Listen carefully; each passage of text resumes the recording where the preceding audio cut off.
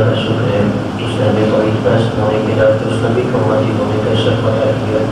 کہ جس کو امتی ہونا بھی اپنے لیے باعث شرف اور فضیلت سمجھتے ہیں۔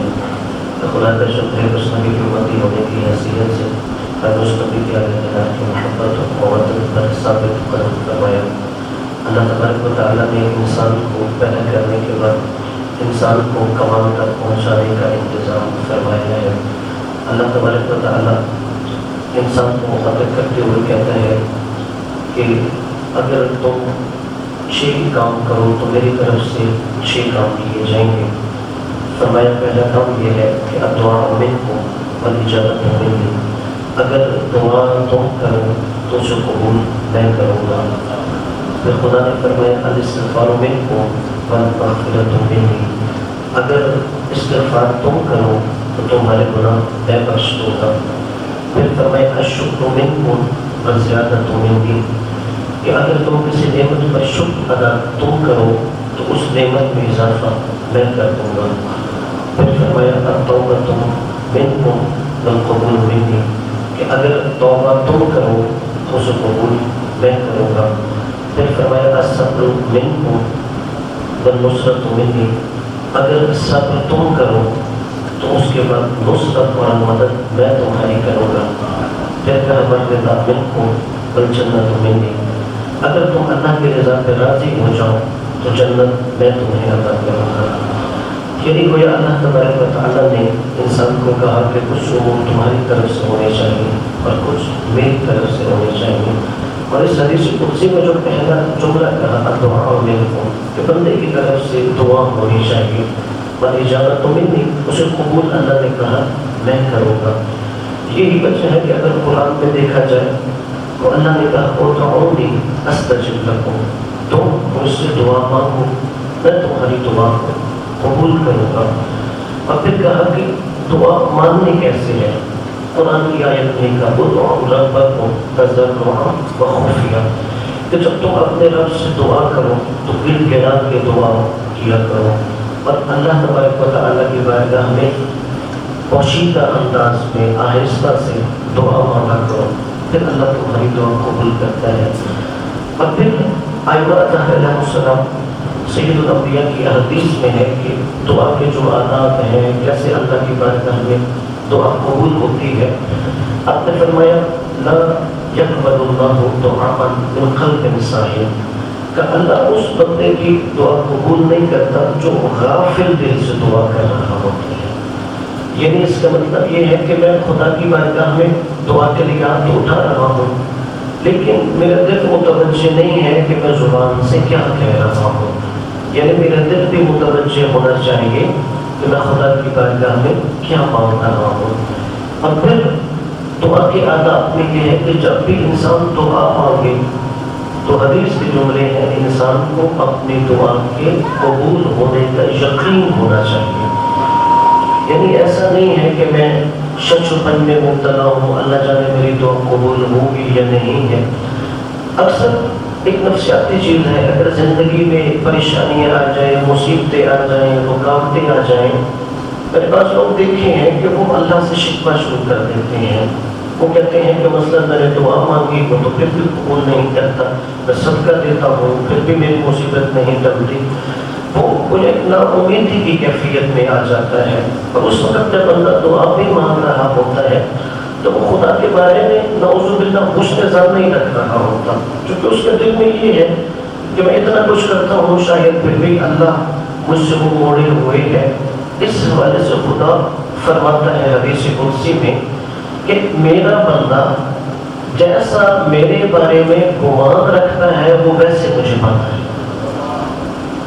اس لیے نبی اور اہل نبی نے فرمایا ہمیشہ خدا کے بارے میں حسن ظن رکھیں، ہمیشہ اللہ کے بارے میں اچھا سوچیں، اچھا بولیں، اس کے بارے میں یہی کریں کہ اگر میری دعا میں قبولیت نہیں خدا کی طرف سے نہیں، کہیں مجھ میں کوتاہی ہے۔ اگر آزمائشوں میں ہے تو شاید خدا یا تو میرے گناہوں میں کمی چاہتا ہے یا اس کی وجہ سے اللہ میرے درجات کو بلند کرنا چاہتا ہے۔ اس لیے ہمیں ہمیشہ خدا کے بارے میں حسن ظن سے کام لینا چاہیے، اچھا گمان رکھنا چاہیے کہ خدا نے کہا جیسے تم میرے بارے میں گمان رکھو گے ویسے ہی مجھے پاؤ گے۔ اور پھر دعا کے لیے جو اللہ نے فطرتی قانون بنائے ہیں ہمیں ان فطرتی قوانین سے تجاوز نہیں کرنا چاہیے. اور یہ حدیث کا جملہ ہے کہ اللہ ایسے بندے کی دعا قبول نہیں کرتا کہ وہ اللہ سے دعا مانگے اللہ نے رزق میں اضافہ کرے، مگر وہ گھر میں ہاتھ رکھ کے بیٹھا رہتا ہے اور وہ رزق کی جستجو نہیں کرتا. نہیں، قانون فطرت یہ ہے کہ اگر آپ رزق کی دعا کر رہے ہیں کوشش آپ کریں گے، برکت اللہ کی طرف سے ہوگی. اس طرح ایک دوسرے حدیث کے جملے ہیں کہ اگر انسان دیکھ رہا ہو کہ ایک دیوار گر رہی ہے اور اس کے بعد انسان صرف دعا مانگے کہ اللہ نے مجھے اس دیوار سے بچا دے، اور وہ تیزی سے نہیں گزرتا، اور اگر وہ دیوار اس کے اوپر گر جاتی ہے تو وہ انسان اس کا خود ذمہ دار ہے کہ اگر ایک انسان گر رہی ہے قانون فطرت ہے کہ اسے وہاں سے جلدی سے عبور کر لینا چاہیے. اگر ایسی حالت میں انسان دعا کر رہا ہو قانون فطرت سے تجاوز کرتے ہوئے تو حدیث کے جملے ہیں کہ اللہ اس سے بھی دعا قبول نہیں کرتا. اور پھر دعا کے لیے اگر ایک انسان اکیلے دعا مانگ رہا ہے اور اسے یہ ہو کہ میری دعا مستجاب نہیں ہو رہی، تو اس میں حدیث میں یہ ہے انسان اجتماعی دعا کرے. جیسے نماز کے بعد اجتماعی دعا ہوتی ہے، یہ ویسے انسان گھر میں کوئی دعا یا تقریب رکھتا ہے تاکہ اجتماعی دعا کروائی جائے. اس میں حدیث کے جملے ہیں کہ اگر ایک انسان دعا کرے اور پیچھے 40 مومنین آمین کہیں پھر بھی اللہ اس دعا کو قبول کرتا ہے. اس لیے انسان اگر یہ سمجھے میری کوئی دعا قبول نہیں ہو رہی تو وہ اجتماعی طور پہ دعا کرے تاکہ کسی نہ کسی ایک کی امین کے ذریعے وہ شرف استجابت تک پہنچ جائے. اور پھر دعا کے لیے یہ بھی ہے کہ انسان اپنے رزق کو پاک رکھے. جب انسان کا رزق ناپاک ہو تو پھر زبان میں اثر نہیں ہوتا، اللہ تبارک و تعالیٰ کی بارگاہ میں وہ دعا استجابت تک نہیں پہنچتی. اور پھر دعا کے آداب میں یہ ہے کہ انسان خدا کی بارگاہ میں وسیلہ بنائے. ہماری حدیث کی کتاب ہے مسائل الشیعہ 20 جلدوں میں، اس کے اندر ایک پورا چیپٹر ہے، باب ہے جس کا نام ہے استحباب التوسل فی الدعاء بمحمد و آل محمد. کہ دعا میں نبی اور آل نبی کو وسیلہ بنانا مستحب ہے. یعنی اگر ہم یہ چاہتے ہیں کہ دعا قبول ہو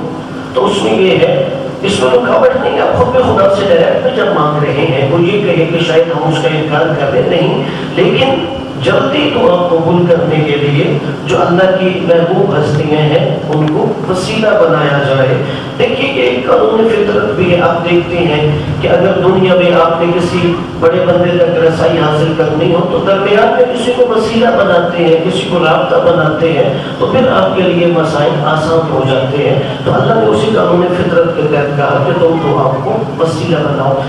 اور اس مسائل الشیعہ کے بعد جو پہلی حدیث ہے اس کے اندر داؤد الرقی وہ راوی ہے اور یہ چھٹے امام کا صحابی بھی ہے.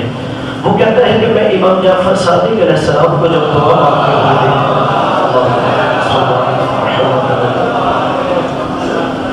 تو امام علیہ السلام گر گرا کے دعا مانگتے تھے. امام علیہ السلام خضوع و خشوع سے دعا مانگتے تھے.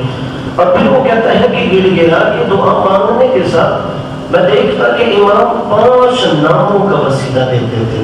سرکار محمد مصطفیٰ صلی اللہ علیہ وآلہ وسلم، امیر المومنین حضرت علی علیہ السلام، جناب فاطمہ سلام اللہ علیہ، امام حسن علیہ السلام اور امام حسین علیہ السلام. حالانکہ امام مستجاب الدعوہ ہوتا ہے. امام جب بھی دعا مانگے امام کی دعا قبول ہوتی ہے، نبی کی دعا قبول ہوتی ہے، رسول کی دعا قبول ہوتی ہے. لیکن چھٹے امام نے در حقیقت اپنے ماننے والوں کو یہ بتایا کہ اگر تم یہ چاہتے ہو تمہاری دعا مستجاب ہو تو ان بابرکت ہستیوں کو وسیلہ بنایا کرو. اور پھر یہ کہ جب انسان دعا مانگ رہی ہو، دعا مانگتے ہوئے اگر ہمارے دل کے اندر رقت پیدا ہو جائے، یعنی ہمارے دل کی قلبی کیفیت تبدیل ہو جائے اور انسان کی آنکھوں میں نمی آ جائے، تو معصوم فرماتے ہیں کہ انسان کی دعا کی استجابت کی نشانی ہوتی ہے. اللہ تبارک و تعالیٰ ہمیں حقیقی معنوں میں اپنی بارگاہ میں ہاتھ اٹھانے کی توفیق عطا فرمائے. اس لیے کہ اللہ تبارک و تعالیٰ اس چیز کا محتاج نہیں ہے کہ کوئی اس کی بارگاہ میں ہاتھ اٹھائے گا تو اس کی خدائی بڑھ جائے گی۔ در حقیقت ہم بندے محتاج ہیں کہ اس کی بارگاہ میں اپنے ہاتھ اٹھائے۔ اور خود روایت کے جملے ہیں کہ اگر کوئی بندہ نماز پڑھتا ہے تو اللہ انتظار کر رہا ہوتا ہے نماز کے بعد یہ بندہ میری بارگاہ میں ہاتھ اٹھائے اور مجھ سے کچھ مانگے۔ اور روایت کے جملے ہیں اگر کوئی بندہ نماز پڑھنے کے بعد جلدی سے اٹھ کے چلا جاتا ہے، جیسے بس اوقات ہم دیکھتے ہیں نماز جمعہ ختم ہو گئی تو لوگ بہت جلدی سے چلے جاتے ہیں، شاید کسی کی مجبوری ہے تو ایک اضطراری کیفیت ہے، لیکن معصوم فرماتے ہیں اگر کوئی بندہ نماز پڑھے اس کے بعد اللہ کی بارگاہ میں ہاتھ نہ اٹھائے تو اللہ فرشتوں سے کہتا ہے کہ میں تو اس چیز کا منتظر تھا یہ بندہ مجھ سے کچھ مانگے گا، اور یہ مجھ سے کچھ مانگے بغیر چلا گیا، شاید اس کو مجھ سے کسی مانگنے کی حاجت ہی نہیں ہے۔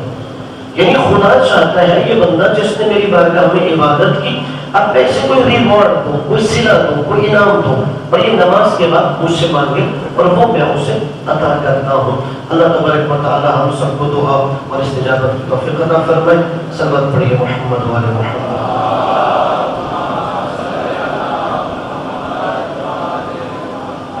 پردی کر بلند السلام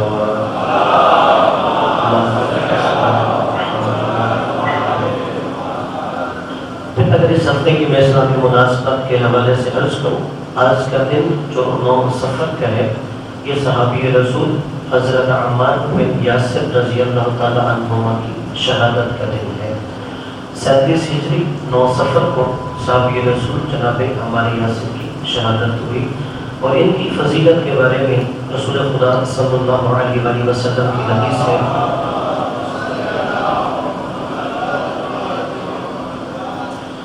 کہ رسول خدا نے فرمایا ان الجنت تشتاق الی 4 کہ 4 لوگ ایسے ہیں جن کی جنت مشتاق ہے۔ اللہ ہر مسلمان جنت میں جانے کی دعا کرتا ہے، مشتاق ہے اللہ مجھے جنت دے۔ رسول خدا نے فرمایا 4 لوگ ایسے ہیں کہ جن کی جنت مشتاق ہے کہ وہ لوگ جنت میں آئے۔ فرمایا ان میں سے پہلی امیر المومنین حضرت علی علیہ السلام تھا۔ خود جنت امیر المومنین کے مشتاق ہے کہ امیر المومنین اپنے قدم مبارک جنت میں رکھیں۔ فرمایا دوسرے صحابی رسول جناب سلمان فارسی رضی اللہ تعالیٰ عنہ ہیں۔ کہا تیسرے جناب ابو ذر رضی اللہ تعالیٰ عنہ، اور چوتھے جناب عمار بن یاسر ہیں۔ یعنی کہ وہ صحابی ہیں کہ جن کو رسول اللہ نے اپنی زندگی میں فرمایا کہ یہ جنتی ہیں۔ اور پھر آپ نے فرمایا جناب عمار سر سے لے کے پاؤں تک مکمل طور پہ سراپا ایمان ہے۔ یعنی جناب عمار یاسر جو کہتے ہیں وہ ایمان کے تحت کہتے ہیں، اگر کوئی عمل کرتے ہیں وہ اپنے ایمان کے تحت کر رہے ہوتے ہیں۔ اور پھر جناب عمار یاسر کی اگر زندگی دیکھیں، اصل ان کے والد جن کا تعلق یمن سے تھا وہ یمن سے تشریف لے کے آئے مکہ میں۔ در حقیقت ان کا ایک بھائی گم ہو گیا، تو اس بھائی کو تلاش کرنے کے لیے 3 بھائی یمن سے مکہ میں آئے، اور بالآخر وہ بھائی تو نہ ملا، پھر 2 بھائی واپس چلے گئے، اور جناب یاسر جو جناب عمار کے والد تھے وہ وہیں مکہ میں رہائش پذیر ہو گئے۔ اور پھر وہاں پہ جناب سمیہ سے انہوں نے عقد کیا، تو اللہ تبارک و تعالیٰ نے انہیں 3 بیٹے عطا فرمائے، جن میں سے ایک بیٹا زمانہ جاہلیت میں اویس قتل ہو گیا، اور 2 ان کے اور بیٹے تھے، ایک کا نام عبداللہ تھا، دوسرے یہ جناب عمار یاسر تھے۔ اور پھر جنہوں نے اسلام کے شروع میں رسول خدا کی دعوت میں لبیک کہا، ان میں جناب عمار اور ان کے والد جناب یاسر اور ان کی والدہ جناب سمیہ ہیں۔ اور جناب عمار یاسر کی والدہ اسلام کی پہلی شہیدہ خاتون ہے، یعنی اسلام میں سب سے پہلے جس کو اسلام کے لیے شہید کی گئے خاتون کو وہ جناب عمار کی والدہ جناب سمیہ رضی اللہ تعالی عنہا ہے۔ اور پھر جناب سمیہ کو ابو جہل نے نیزہ مار کے قتل کیا،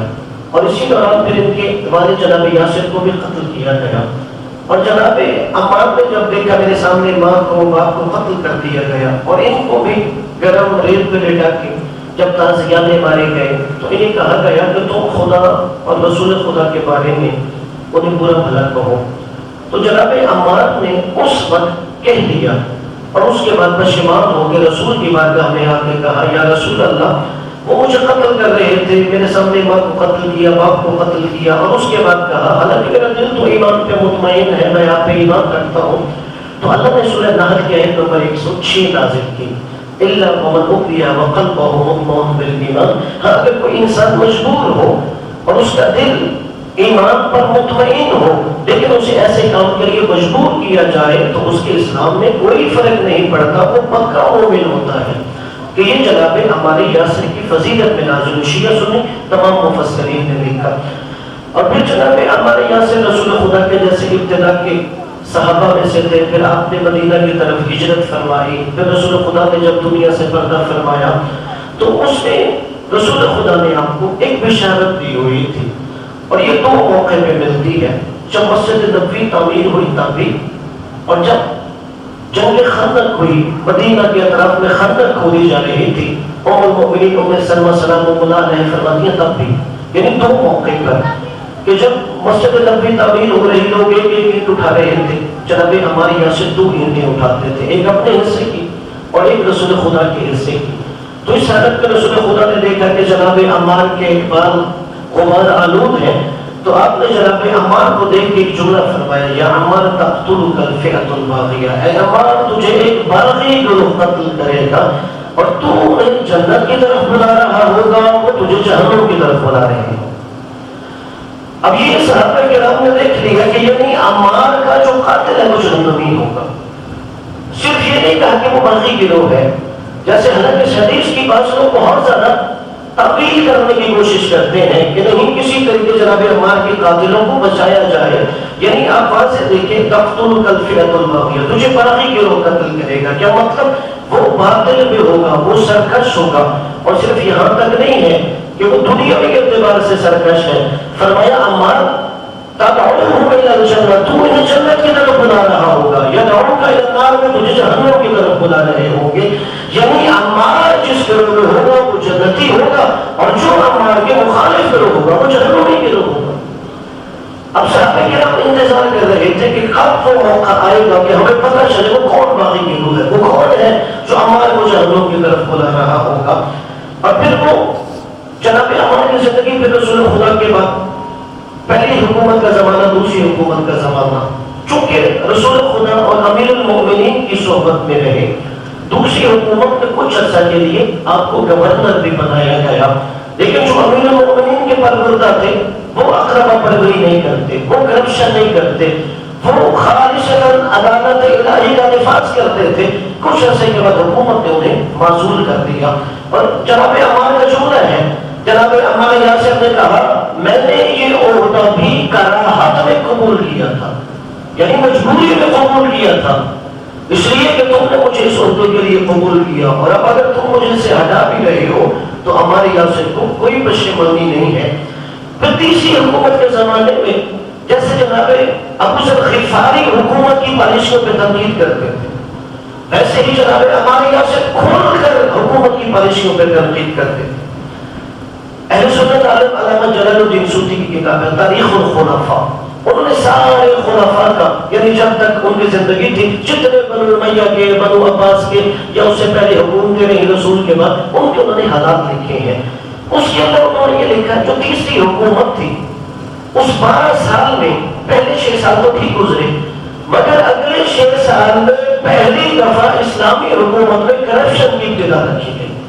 یعنی جو حکومتوں نے کرپشن کرنا شروع کر دی اور اپنی پسند ناپسند اپنے رشتہ داروں کو، اپنے اقربا کو عہدے دینا شروع کر دیے۔ کہا رسول خدا کے بعد جب تیسری حکومت آئی اس میں یہ کام شروع ہو گیا تھا، اور اس میں اگر دیکھا جائے کہ جناب تیسرے جو خلیفہ تھے انہوں نے اپنے ایک رضاعی بھائی جس کو کوفے کا گورنر بنایا، حالانکہ وہ میرٹ پہ اہلیت نہیں رکھتا تھا، اس قدر میں دین تھا کہ شراب کی حالت میں فجر کی نماز 2 کی جگہ 4 رکعت پڑھا دی۔ اور دوسری طرف رسول خدا نے مروان اور اس کے باپ حکم کو گستاخ رسول ہونے کی وجہ سے مدینہ سے نکال دیا، انہوں نے نہ صرف ان گستاخوں کو واپس بلایا بلکہ اس مروان کو اپنا داماد بنا دیا۔ اور پھر اس کے بعد دیکھا اسلام نے کہ وہاں پر جو خالصتاً افریقہ کا مالک خمس تھا، سادات کا حق تھا، وہ انہوں نے اپنے داماد مروان کے حوالے کر دیا، جیسے چاہتے ہو اس میں تم تصرف کرو۔ پھر اس کے بعد جو بیت المال خالصتاً مسلمانوں کا حق ہوتا تھا انہوں نے اپنے لیے اسے مباح قرار دے دیا۔ جیسے آپ اکثر دیکھتے رہتے ہیں کہ حکومتوں میں کرپشن کی کہانیاں آتی ہیں کہ یعنی جو حکومت کی خاص طور پہ تحفے تحائف ہوتے ہیں کوئی انہیں ذاتی استعمال میں لے کے آئے، تو جناب عمار یاسر نے حکومت کے ایک فیصلے پہ تنقید کی، اور اس کے بعد مصر کے ایک رائٹر ہے طاہا حسین، اہل سنت ہے، انہوں نے کتاب لکھی الفتنۃ الکبریٰ، اور الفتنۃ الکبریٰ میں یعنی سب سے بڑا جو فتنہ تھا اس میں انہوں نے وہ جو تیسری حکومت کے حالات تھے وہ ساری اس میں گفتگو کی، اور اس میں وہ لکھتے ہیں کہ جب جناب عمار یاسر نے تنقید کی، وہ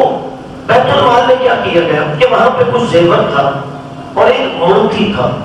وہ خلیفہ ثالث نے بیت المال سے نکال کے اپنی زوجہ کو دے دیا۔ تو جناب عمار یاسر نے اس میں تنقید کی، یہ تو مسلمانوں کا مال تھا، یہ تو اس میں خیانت کی جا رہی ہے۔ تو طاہا حسین مصری لکھتے ہیں، اور اسی طرح علامہ بنارسی انصاف الاشراف میں لکھتے ہیں کہ حکومت نے اپنے کارندوں کے ذریعے جناب عمار یاسر کو اتنا مارا، اتنا پٹوایا کہ ان کی دو پسلیاں ٹوٹ گئیں۔ لیکن اس کے بعد جناب موسیٰ غفاری نے بھی چونکہ تنقید کرتے تھے اور انہیں مدینہ بدر کر دیا گیا، اور پھر یہی فیصلہ کیا گیا عمار کو یہاں سے نکال دیا جائے، مدینہ سے نکال دیا جائے۔ تو سب سے زیادہ مخالفت جناب امیر المومنین حضرت علی علیہ السلام نے، اور یہاں پہ روایت کے جملے ہیں اس وقت امیر المومنین کو بھی دھمکی دی گئی کہ اگر آپ ہمارے ساتھ دیں گے ہم آپ کو نکال دیں گے۔ تو پھر وہاں پہ انصار اور مہاجرین نے مزاحمت کی کہ ایک حد ہوگی کہ تم اپنے مخالفین کو اس قدر دبا رہے ہو کہ اگر علی بھی حق بات کر رہے ہیں تو علی کو مدینہ بدر کی بات کر رہے ہو۔ پہلے جناب ابو ذر کو مدینہ بدر کیا گیا، اور پھر اس کے بعد اب جناب عمار کو کوشش کی گئی، اور پھر جناب عمار جیسے زمانے جاہلیت میں تھا کوئی قبیلہ کسی کا حلیف ہوتا تھا، یہ قبیلہ بنو مخزوم کا حلیف تھا۔ جب قبیلہ بنو مخزوم کو یہ پتا چلا کہ جناب عمار یاسر کو مارا گیا ہے، تو پھر اس وقت ان لوگوں نے حکومت کو دھمکی دی کہ اگر تم جناب عمار پر ظلم کرنے سے باز نہ آئے تو ہم بنو امیہ کے افراد کو قتل کریں گے، اس لیے کہ حکومت کا تعلق بنو امیہ کے خاندان سے تھا۔ لیکن جناب عمار یاسر ہمیشہ حق بیانی کر رہے تھے، ہمیشہ جو حکومت میں اقربا پر بڑی کرپشن ہو رہی تھی، بدنامزی ہو رہی تھی، اس کی ہمیشہ مخالفت کرتے تھے کہ نہیں، عدل کے اصولوں پہ نظام چلنا چاہیے۔ اور یہی وجہ ہے کہ در حقیقت جو امیر المؤمنین حضرت علی علیہ السلام یا رسول خدا کی صحبت میں پلا ہو اور اس نے امیر المؤمنین کی تعلیمات کو اپنے دل میں اتارا ہو، وہ کبھی حق بیانی سے نہیں رکتا، اس لیے کہ معصوم کا فرمان ہے انسان کیوں باطل کی طرفداری کرتا ہے، دو وجہ سے کرتا ہے، یا اسے یہ ہوتا ہے کہ مجھے وہاں سے مالی منفعت دی جائے گی، یا اسی کی طرفداری کر رہا ہوتا ہے اگر میں نے ان کی مخالفت کی شاید مجھے قتل کر دیا جائے۔ تو معصوم فرماتے ہیں کہ اگر کوئی بندہ یہ سمجھے کہ میں اس وجہ سے حق بیانی نہیں کروں گا کہ شاید میرا رزق روک لیا جائے یا مجھے موت پہلے آ جائے، امام نے کہا یاد رکھو اگر تم حق بیانی کرو نہ کوئی تمہارا رزق روک سکتا ہے نہ تمہیں وقت سے پہلے موت دے سکتا ہے۔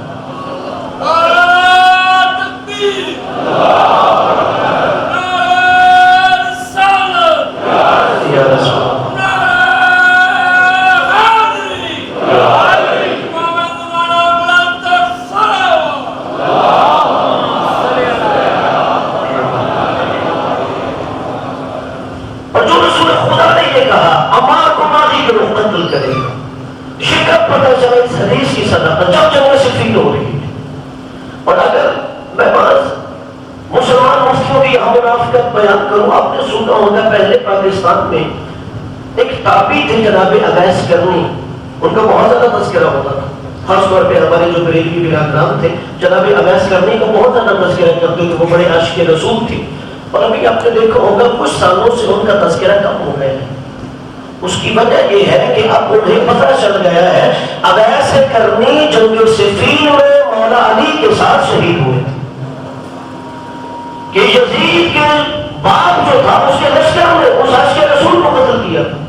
اور یہی جناب عمار یاسر ہے کہ یہ حدیث کب سچ ثابت ہوئی کہ عمار تجھے باقی جو قتل کرے گا، تو اسے جنت کی طرف بلا رہا ہوگا، وہ تجھے جہنم کی طرف بلا رہے ہوں گے۔ جناب عمار یاسر کی عمر مبارک تقریباً 53 سے 57 سال ملتی ہے، یعنی 93 سال تھی یا 97 سال تھی جب جنگ صفین ہو رہی تھی، اور ان کے ہاتھ میں ریشہ پیدا ہو گیا روایت کے مطابق۔ لیکن جب جنگ صفین میں مولا علی کی محبت میں جنگ کے میدان میں جاتے لیکن ان کا ہاتھ کانپ رہا ہوتا تھا اور وہ دشمن کے سینوں میں نیزے چلا رہے ہوتے تھے تو اس وقت عمر بن عاص اور یزید کے والد نے کہا جو علی کے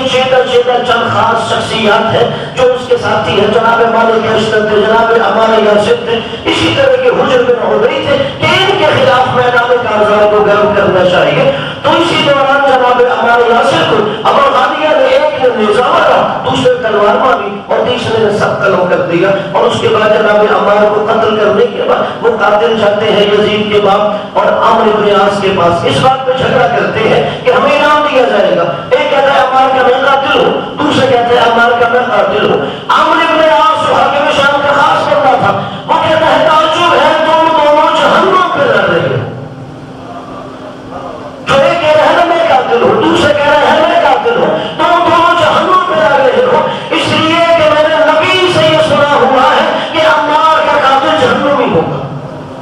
اس پر یزید کے والد نے کہا عمرو بن عاص سے تم کیسی بات کر رہے ہو، وہ لوگ ہماری طرف سے لڑ رہے ہیں اور تم انہیں آگے جہنمی ثابت کر رہے ہو۔ تو عمرو بن عاص کا کاش یہ دن دیکھنے سے 20 سال پہلے نہ چکا ہوتا کہ یہ رسول خدا کی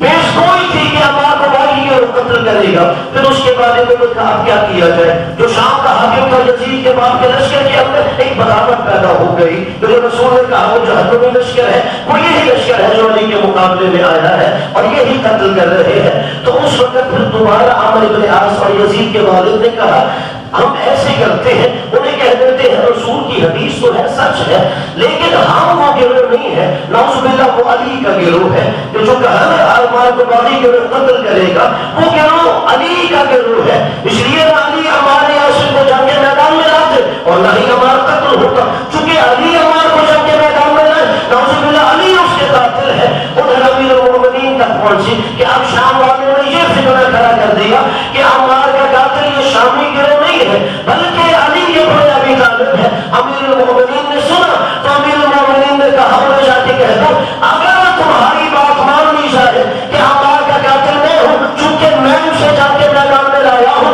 تو پھر تمہیں یہ بھی ماننا پڑے گا کہ جناب حمزہ سید الشہداء کے قاتل سید الانبیاء ہے، چونکہ وہ انہیں جنگ احد کے میدان میں لا رہے تھے۔ تو در حقیقت رسول خدا کی یہ حدیث کو واضح آ گئی کہ وہ کے لوگ جنگ صفین شام والوں کو تھا جو باغی تھا، جو مقابلے میں تھا، سرکش تھا کہ عمار انہیں جنت کی طرف بلا رہے تھے اور وہ انہیں جہنم کی طرف بلا رہے تھے۔ تو اللہ تبارک و تعالی ہمیں جناب عمار یاسر کی سیرت پہ چلنے، حق بیانی کرنے اور اسی طرح امیر المؤمنین علیہ السلام کے لیے اپنے جان مال اولاد قربان کرنے کی توفیق عطا فرمائے۔ بسم اللہ الرحمن الرحیم۔ انا اعطیناک